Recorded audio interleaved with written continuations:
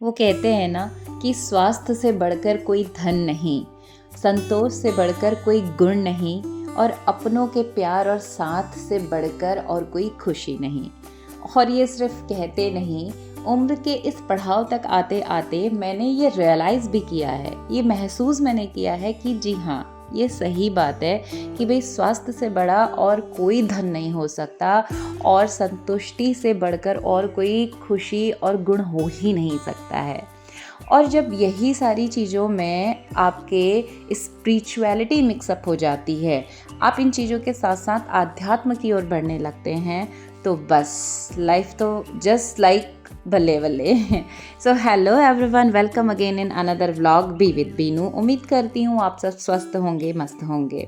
तो मॉर्निंग की शुरुआत होती है एज इट इज़ अपने रूटीन के साथ में, और आप लाइफ में ना थोड़ा सा शायद किसी को मेरी बात ना सही लगे, बट फॉलो करके ज़रूर देखिएगा। थोड़ा सा समय ना भगवान के नाम को देना शुरू कर दीजिए। स्पिरिचुअलिटी से जब आप कनेक्ट होंगे, आपकी एंजाइटी, फियर, टेंशन और बहुत कुछ आपकी लाइफ से जैसे जादू की तरह गायब हो जाएगा, थोड़े थोड़े करके। यानी ऐसा नहीं है कि कोई जादू की छड़ी घूमेगी और सब अच्छा हो जाएगा, लेकिन हाँ, जब आप स्पिरिचुअल होने लगते हैं ना, तो एक अलग पॉजिटिव एनर्जी आपके अंदर चार्ज होने लगती है, जो आपको आपकी लाइफ के कई कई सारे प्रारब्ध कम कर देती है और साथ ही साथ कई चीज़ों को झेलने की शक्ति आपको मिल जाती है और हम समझने लगते हैं कि हाँ, जो हो रहा है वो अच्छे के लिए हो रहा है।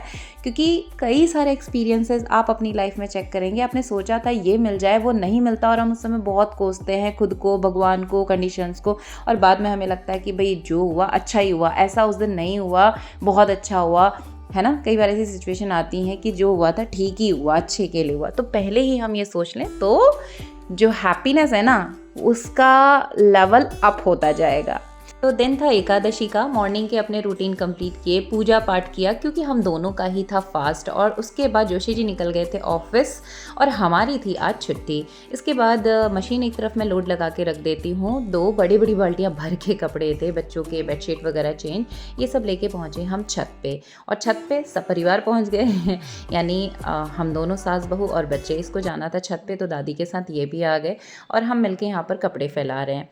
तो कई बार ना आपके ऊपर रिस्पॉन्सिबिलिटीज़ बड़ों की रहती हैं, तो जब हम अपने बच्चों की रिस्पॉन्सिबिलिटीज़ ले रहे हैं तो अपने इन लॉज़ के लिए भी कुछ करने में मुझे नहीं लगता कोई बर्डन होना चाहिए।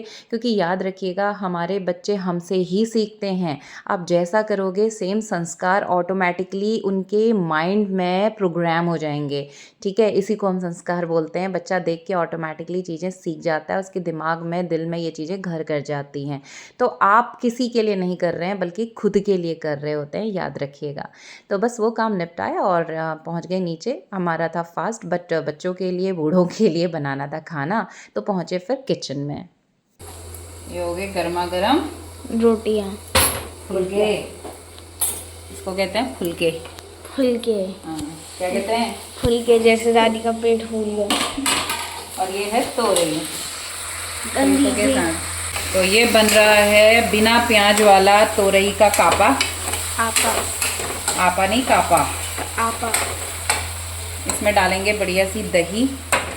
फिर बन रही है चाय। मन्नू ने खा लिया। आलू के 3 पराठे। कम नहीं हुए? ज़्यादा नहीं हुए। मैगी बनाना है 1-1.5 अब दिन में प्लान है इनका मैगी का। हमारा है वे व्रत, हम खाली इनको खिला रहे हैं।